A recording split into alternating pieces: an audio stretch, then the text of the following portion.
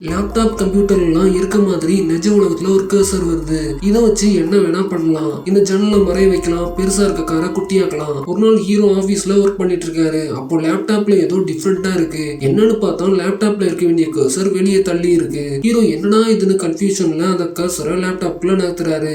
எவனோ நம்மள வச்சு நல்லா பிராங்க் பண்றான்னு நினைக்கிறாரு. சரி, அந்த கர்சரை வச்சு ஏதாச்சும் பண்ணலாமேன்னு பக்கத்துல இருக்க பேப்பர் கப்பை தள்ளி விட்டு பாக்குறாரு. அது கீழே விழுந்து அதுக்குள்ள இருக்க தண்ணி எல்லாம் கொட்டிடுது. Hero அடிச்சதுரா jackpot. இதை வச்சு பெருசா ஏதாச்சும் செய்யணும்னு நினைக்கிறாரு. அப்பதான் ஒரு அப்பாயின்மெண்ட் ஆர்டர் பக்கத்துல இருக்கத பாக்குறாரு. அதுலயும் அவருக்கு மாச சம்பளம் 2000 ரூபான்னு போட்டிருக்கு. ஹீரோ கிட்ட தான் கர்சர் இருக்கே, அதை வச்சு இப்ப 12,000 மாத்துறாரு. சம்பளத்தை ஏத்திட்டோம்னு சந்தோஷத்துல துள்ளி குதிக்கிறாரு. இதை யார்ட்டையாச்சும் ஷேர் பண்ணிக்கணும்னு நினைக்கிறாரு. அப்பதான் ஒரு ஃப்ரெண்டை தனியா கூட்டு போய் அவங்ககிட்ட எல்லாத்தையும் சொல்றாரு. இந்த லேப்டாப்பை வச்சு நிஜ உலகத்துல என்ன வேணா மாத்தலாம்னு சொல்லிட்டு பக்கத்துல இருக்க ஒரு பில்டிங் மேல எழுதி காட்டுறாரு. பக்கத்துல நின்றுட்டு இருக்க ஒரு காரோட சைஸை குட்டியாக்குறாரு. இதெல்லாம் பார்த்து ஃப்ரெண்டு ஷாக் ஆகிடுறான். இங்க ஹீரோ அந்த பவர் வச்சு பக்கத்துல இருக்க விண்டோஸ் எல்லாம் மூடிட்டு இருக்காரு. ஆனா ஹீரோ ஃப்ரெண்டு இந்த பவர் வச்சு நம்ம உலகத்தையே மாத்தி அமைக்கலாம்னு நிறைய பிளான் சொல்லிட்டு இருக்கான். ஹீரோக்கு இது சுத்தமா பிடிக்கல. இவனுக்கும் ஒரு பாயசத்தை போட்டலாம்னு அவனுக்கே தெரியாம அவனை செலக்ட் பண்ணி டெலீட் பண்றாரு. ஆனா தெரியாதனமா அவன் கை மட்டும் மிஸ் ஆயிடுது. இதனால அந்த கை போயிட்டு கீழே இருக்க ஒரு கார் மேல பட்டு விழுகுது. இது மேல இருந்து ஹீரோ எட்டி பாக்குறாரு.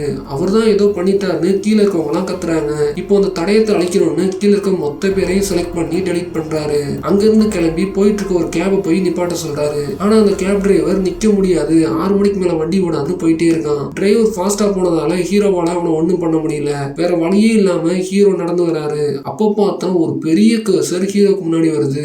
இது எங்க இருந்துடா வந்துச்சுன்னு ஹீரோக்கு ஒண்ணுமே புரியாம மேல பாக்குறாரு. கொஞ்ச நேரத்துல அந்த கர்சர் நம்ம ஹீரோவையே காலி பண்ணிருது.